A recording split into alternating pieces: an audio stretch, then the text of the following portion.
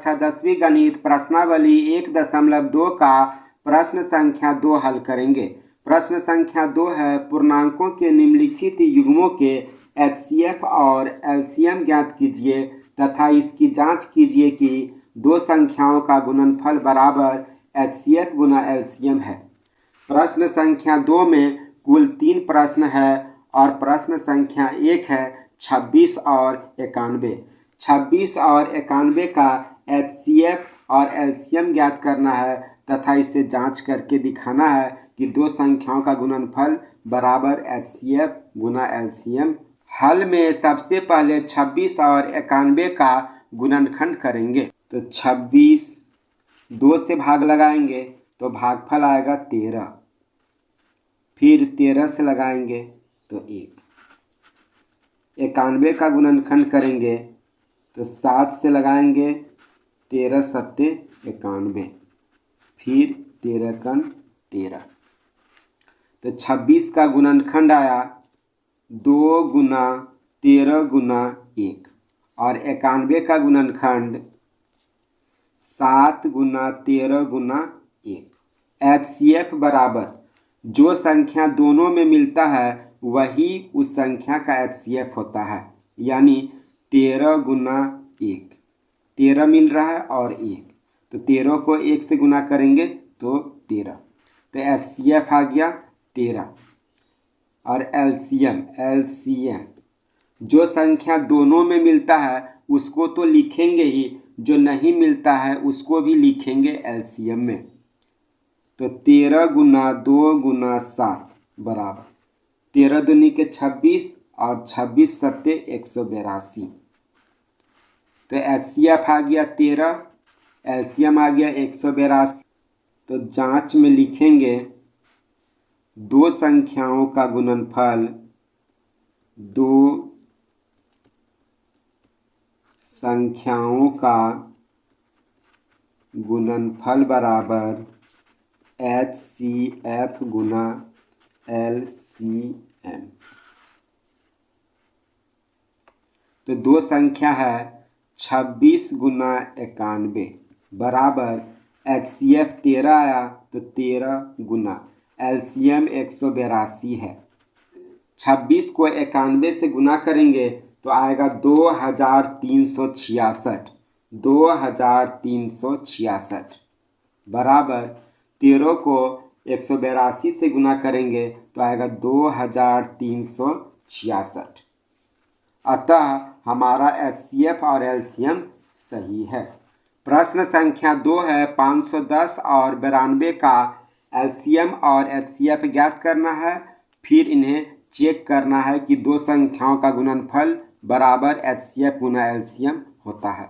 तो हल में सबसे पहले 510 और 92 का गुणनखंड करेंगे। तो 510 का गुणनखंड करेंगे, 2 से लगाएंगे 2 दूनी के 4, 2 पंचे 10, 2 पंचे 10, फिर 3 से लगाएंगे तो 85 आएगा भागफल, फिर 5 से लगाएंगे तो 17 पचे 85, फिर 17 एकन 17, फिर 92 का गुणनखंड करेंगे, 2 से लगाएंगे 46 आएगा, फिर 2 से लगाएंगे तो भागफल 23, फिर 23 से लगाएंगे तो भागफल 1।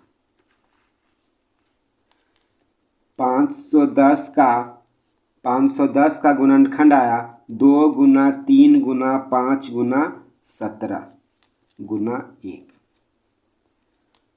और 92 का गुणनखंड 2 गुना 2 गुना 23 गुना 1। जो संख्या दोनों में मिलता है वही उस संख्या का एचसीएफ होता है। तो 2 दोनों में है और तो 2 गुना, फिर 1 मिल रहा है तो 1, तो 2 को 1 से गुना करेंगे तो 2। एलसीएम बराबर जो दोनों में मिलता है उसको लिखेंगे ही, जो नहीं मिलता है उसको भी लिखेंगे एलसीएम में। तो 2 गुना 3 गुना 5 गुना 17 गुना 2 गुना 23। अब इसको गुना करेंगे तो 23,460 आएगा। तो एचसीएफ हो गया 2, और एलसीएम आ गया 23,460। तो लिखेंगे जांच में, जांच दो संख्याओं का गुणनफल बराबर HCF गुना LCM। दो संख्या है 510 गुना 92 बराबर HCF आया 2 गुना LCM 23,460। 510 में 92 का गुना करेंगे तो 46,920 आएगा बराबर 23,460 में 2 का गुना करेंगे तो 46,920 आएगा। अतः हमारा HCF और LCM सही है। प्रश्न संख्या 3 है 336 और 54 का HCF और LCM ज्ञात करना है तथा जांच करना है कि दो संख्याओं का गुणनफल बराबर HCF गुना LCM है। तो हल में सबसे पहले 336 और 54 का गुणनखंड करेंगे। तो 336 का गुणनखंड करेंगे, 2 से लगाएंगे तो 168 आएगा, फिर 2 से लगाएंगे 84 आएगा, फिर 2 से लगाएंगे तो भागफल 42 आएगा, फिर 2 से लगाएंगे तो भागफल 21 आएगा, फिर 3 से लगाएंगे तो भागफल 7 आएगा, फिर 2 से लगाएंगे 54 को तो 27 आएगा, फिर 3 से लगाएंगे 3 नमा 27, फिर 3 तिहाई 9, फिर 3 एकन 3, 7 एकन 7। 336 का गुणनखंड 2 गुना 2 गुना 2 गुना 2 1 2 3 4 1 2 3 4 गुना 3 गुना 7 गुना 1। फिर 54 का गुणनखंड आया 2 गुना 3 गुना 3 गुना 3 गुना 1। जो संख्या दोनों में मिलता है वही उस संख्या का HCF होता है। तो 2 मिल रहा है और 3 मिल रहा है और 1। तो HCF बराबर 2 गुना 3 गुना 1 बराबर 2 तिहाई 6 और 6 को 1 से गुना करेंगे तो 6। तो HCF आ गया 6। LCM बराबर जो संख्या दोनों में मिलता है उसको तो लिखेंगे ही, जो नहीं मिलता है उसको भी लिखते हैं LCM में। तो 2 गुना 3 गुना 1 2 3, तो 2 गुना 2 गुना 2 और 3 है 2 बार, तो गुना 3 गुना 3 और गुना 7 बराबर 3024 LCM।